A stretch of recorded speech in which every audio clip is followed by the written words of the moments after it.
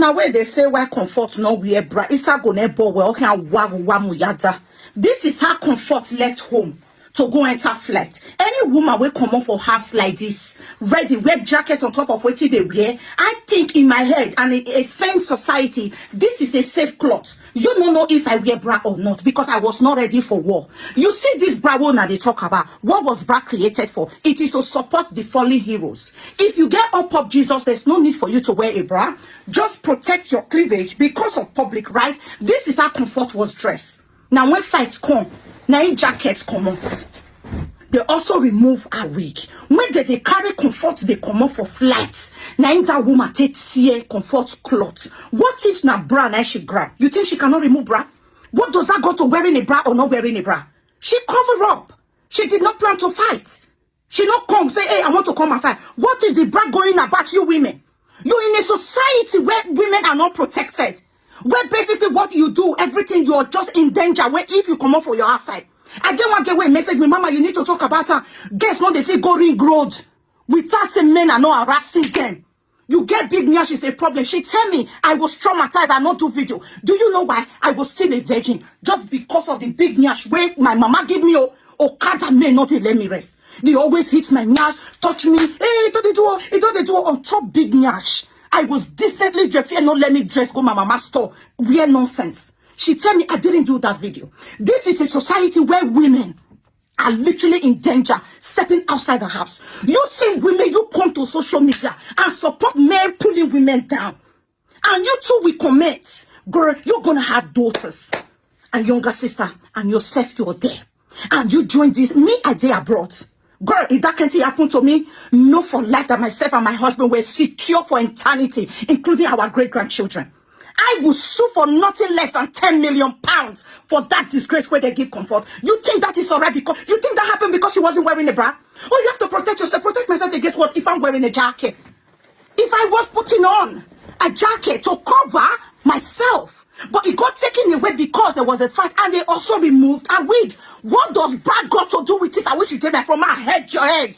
I posted this video yesterday where I talked about the incident between Ibom and Comfort. And I said in that video that there is never a smoke without fire. That something must have triggered the action we saw from that young lady. And of course, with the kind of system we are pampering in this country, whenever such a thing happens and they want to deal with you, they will first of all post what they want people to see. But of course, thank God that Nigerians stood their ground and said Mehitaba, that they want to see what happened before these actions. And that is when different videos started surfacing. And now, with what is going on, people are now coming out to bear witness of what happened in that airline before the action we saw online. And again, this one is coming from a lawyer who was sitting in the same airplane. And you are going to hear what you are going to be surprised about concerning what happened. And actually, as the lawyer agreed, they are the one that provoked this lady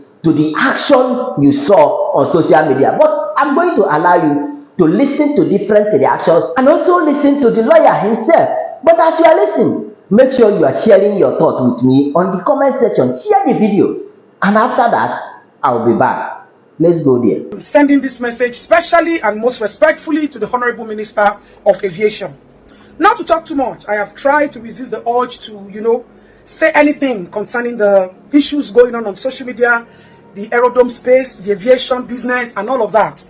Because I strongly believe, and we've always known, that a lot is gone bad, a lot needs to be refixed. And I'm happy one way or the other that these exposures just gives a call to action, that there is a proper need for reorientating ourselves, reorientating the public, and also restructuring the aviation business and the industry at large. The rules, the laws, the regulation, the policies. Sir, with all due respect, everything not be fight. I'm not here as an activist this evening, but I'm speaking in the space of a mother and an advocate that promotes for every woman's dignity and a girl child. Sir, with all due respect, we all understand what is going on in the social media space and how people try to push a narrative, a perception of what people should see. I want to plead with you, sir. This is your department. This is your lordship.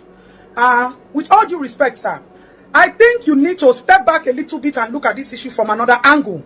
First of all, We are all human beings and we all have emotions and anger running through us. And this evening, I want to exploit my emotions as a woman to apply it to a fellow woman like me.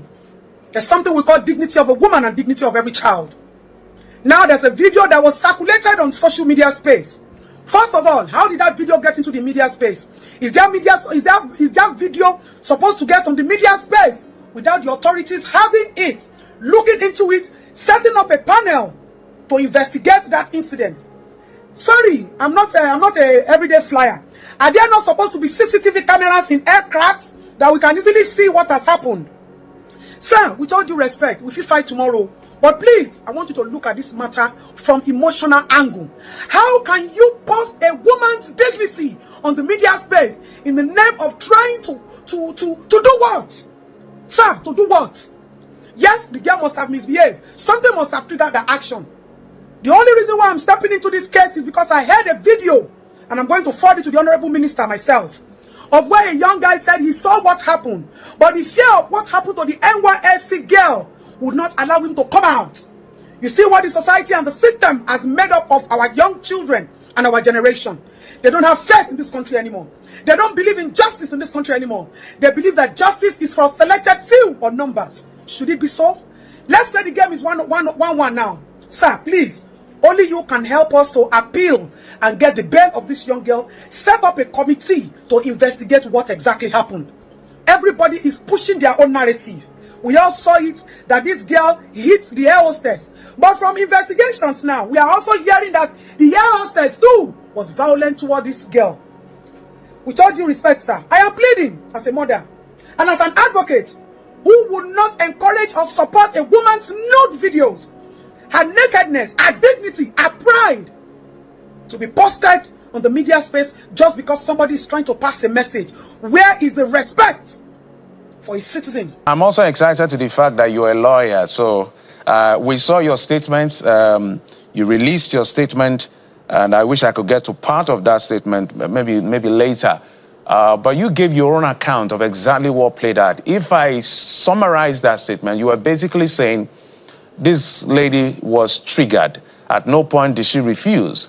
But I'm not going to speak for you. You were on that flight. So tell us, where were you seated, your seat number, where was she seated, and what exactly happened that things escalated to the point? Because what you're going to tell us now is what none of us is... So none of us is privy to what you're about to tell us now. We've only had a statement from the Ibom Air, and now a lawyer who was not in that plane but briefed by Comfort has spoken, but you are an eyewitness. So, Barrister, tell us what played out.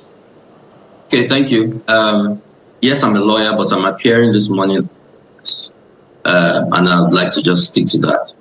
Now, I was sitting to her immediate left. So I was on the aisle seat to the left. She was on the aisle seat to the right.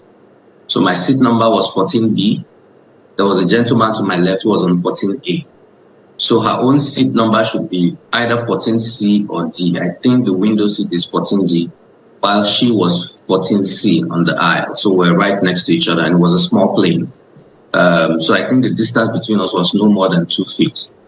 Yeah, so I heard everything. I saw all that transpired. And yes, she was triggered. Even though the lady, the air hostess, the second air hostess who was speaking to her, was directing all her instructions to her, just me sitting down there, I actually felt humiliated myself, just looking at the way the lady was being spoken to. To be fair, Ibom Air instructed very clearly. The first air hostess that came instructed very clearly, no airplane mode, switch off your phone. After takeoff, then you can put on and put flight mode. So it was very clear. The first air hostess addressed us on the emergency exit road protocols. After she did that, she spoke to Miss Emerson and said, please switch off your phone. She told her twice, and then this first air hostess left to continue her duties. The second air hostess, who is the one blocking exactly who is being shown now, that second air hostess now came towards us in the emergency exit and stood, even from her posture, see that she came for trouble, and Miss Emerson had been fiddling with her phone. I noticed she was trying to do some stuff, I don't know. And so she told her again, switch off your phone, switch off your phone. And Miss Emerson said clearly to her, I heard it. She said, please, the buttons on my phone for switch off are not working. They are not working, so I don't know how to switch it off. And the woman said, no, switch off your phone. So that back and forth went on. So at a point, that's the second air hostess said, look, you're even using an iPhone, so you don't need a button to switch it off. So the lady said, okay, I don't know how to do it. Can you do it for me? And she said, I'm not touching your phone. I'm not touching your phone. Just switch it off. She said, I don't know what to do.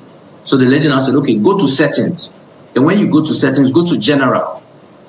So the girl was holding and said, see, please, I can't understand what you're saying. I can't read. I don't know what you're saying. It's saying where I should go to. The woman, the second air hostess now told her, I don't have time for your nonsense. Please just switch it off. She said, okay. Mr. Martin now asked, okay, can you spell the general? So the air hostess started actually saying G, okay, G, then E. So that was the point that the gentleman on my left and I said, come on, what's going on? Calm, don't speak to her like this. The second air hostess did not even acknowledge her. She didn't even to my side to even see that someone was speaking. So at that point, I asked the gentleman to her right. I said, please, can you just help this lady? I don't use an iPhone. I've never used an iPhone, so I'm not too familiar with settings and all of that. So the gentleman to her right now took the phone and started trying to sort it out. So when that was going on, Miss Emerson started talking to the second air hostess. I said, why are you embarrassing her like this? Why? I mean, why? And then the air hostess told her, you better keep quiet now. If you say another word, I will deal with you. That was when Miss Emerson flared up and started cursing. I cannot say the things that she was actually saying because the language was very flowery and X-rated, I can't say. So that was when this second air hostess said, okay, you see. And then she left and went towards the front of the airplane. She never came back. At least I don't recollect her coming back through the aisle throughout the flight. So that is exactly what transpired. So after that happened, the gentleman to the right switched off the phone or whatever it was he did. And a couple of passengers tried to say, switch off your phone, don't risk our lives, blah, blah, blah. And then we told them, no, that's not what happened. She never said she wasn't going to switch off her phone. She was trying to switch off her phone. She said she had issues switching it off. And so the passengers calmed down and we took off. So that is what happened. But it was clear, at least to us on the emergency exit row, it was clear that there was a problem here. She needed to be handled very well. Because this lady kept simmering throughout the flight. She was cursing. I could hear her because I was right next to her. She was really upset. She felt as if these people are just against me. And why? She said she bought this ticket with her own money. So why should they treat her like this? That's what she was saying, and that's what I'm hearing. And I can't tell you what the other thing she was saying because they were really nasty. But she wasn't directing to anyone, but she was just talking.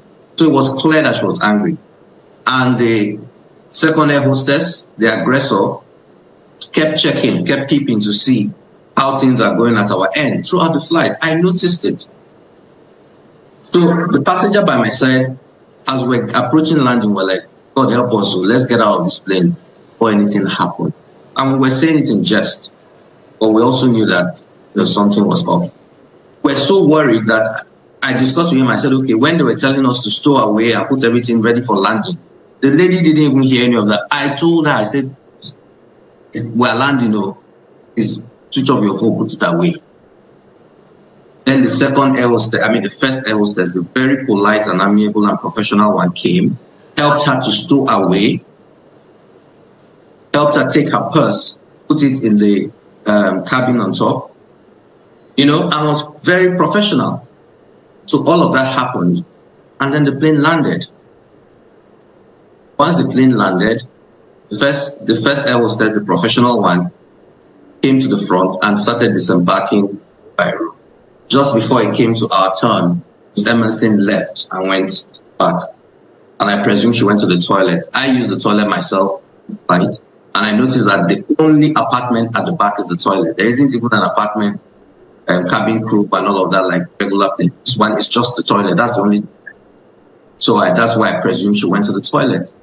So when it got to our turn to disembark, those of us on our road disembarked and we went out and totally forgot about the whole part until the videos and all came. So that's what happened. This is what I heard. This is what I know happened.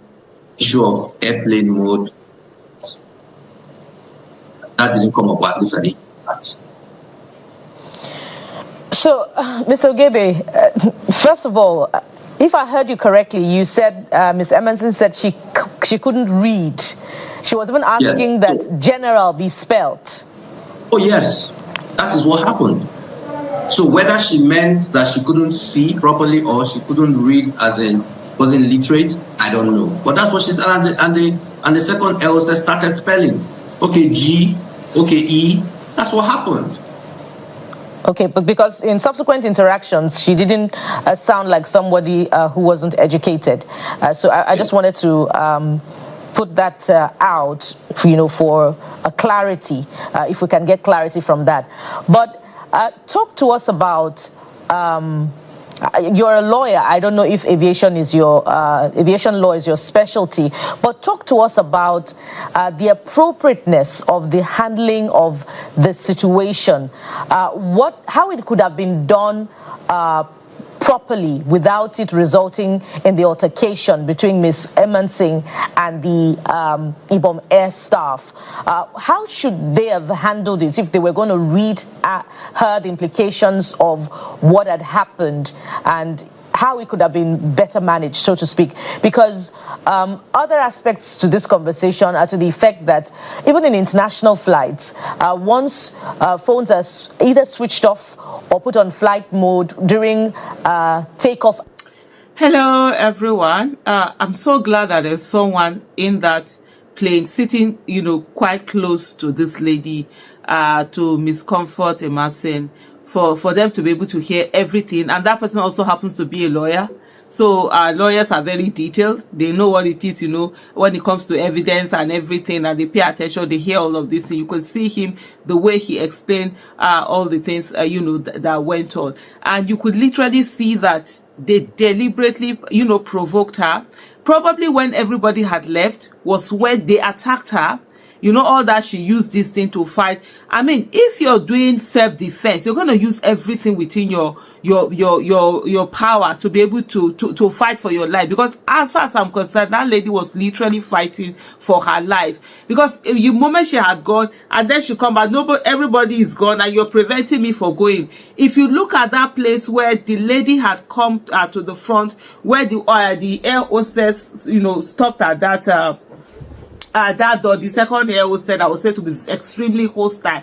I will deal with you. It's just power, show of power, because the law has given her the right for them to do, this thing. When she stood there, Mrs. Comfort Emerson was no longer with her wig. That means an altercation had taken place inside. When she was not hitting the woman and say, "Move, let me go." Oh, and the other woman was shouting, "Oh, you see, she's hitting me. She's the one hitting me." That means there was already altercation because her wig wasn't on. Probably her wig had been yacked off her head. You could see, there was a bit of a scuffle that had gone on. And this was this woman trying to leave.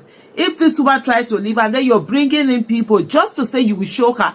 If you say at the beginning that, okay, she didn't put off her phone and you're not going, why are you flying in the first place? Why, before they even fly, they should have called security to take her out. That's how it is. If somebody is doing something that is unruly, but because she feels she has this authority and she could misuse of power. And you've seen a lot of people have also come out to comment on that same woman's attitude and behavior. And I can tell you, there are some air hostesses that are terrible, as in terrible. The way they talk, they're condescending, the way they talk to you, the way they refer to you, the way they do this thing to you, it's unbelievable. I remember when I was flying with my daughter, local flight, I can't remember where we were going to, whether Lagos or something, and then the way she asked, first of all, when they see you in the hijab, they first of all are looking at you as if you can't even speak English. So she was asking a question. So I was asking my daughter, what would she take? I think whether they asked, I can't remember, whether something of that nature. If you see her, the way she was talking, the way she was doing this thing, I just thought to her, I just saw her, I don't want, I just left it. Because for me, you understand, like I've explained in several videos, one of the things that I've lost is my voice for myself. Certain things that people would do before, you can't even try it with me. Now I can't do, because if I fight, who will I say Aisha Isufu is fighting who? Me, I go fight president. I go fight those people where they talk, say they are untouchable. Now those ones, it's best anybody below you, just leave the person for the man. I just saw her, I don't want. I think that one became remorseful. And at the end of the day, when the flight ended, she came, she gave me a 2-pack master, sorry, she was apologizing and everything. I was like, no, it's okay. She was just apologizing, she's really sorry. I ended up collecting it. Sometimes you meet amazing air hostesses, like that man was saying about the first one that came, in such, that is really ready to serve. Some is as if they are doing you a favor. And I'm sure this unruly air hostess, she happened to be one of those that we do as if they are doing you a favor. In terms of phone, I think the first few times I had iPhone, honestly I couldn't even off my phone. You'll be late, or how do you off it? Especially if you have been using some the other one, Android they call it, and you want to use, I've always been using Samsung. And then when I go to the my first what do you call it, when I had my iPhone, I couldn't.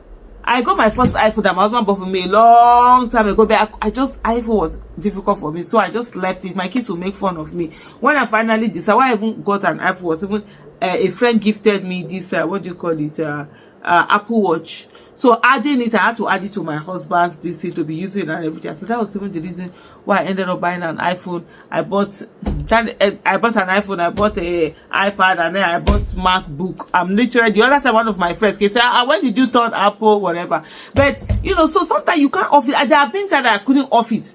I just drop it in my back, and she was saying she can. Why don't you just help her? Why are you so condescending? And I'm sure this one, she was so infuriated, she was so angry. That was why she was mumbling all throughout. And there are people who have short fuse, and I've seen people who have gone to her timeline and said that she even wrote it there on her bio that she's quiet, but she has a very short fuse. She doesn't, sort of something like that. She doesn't tolerate this thing. She can blow hot and stuff like that. We actually saw, because she was really angry. But you could see the provocation. Okay, when this thing passed, this matter would have ended. This woman, they now helped her, she now off it, they now do this thing. Why? When the plane stop, let her go.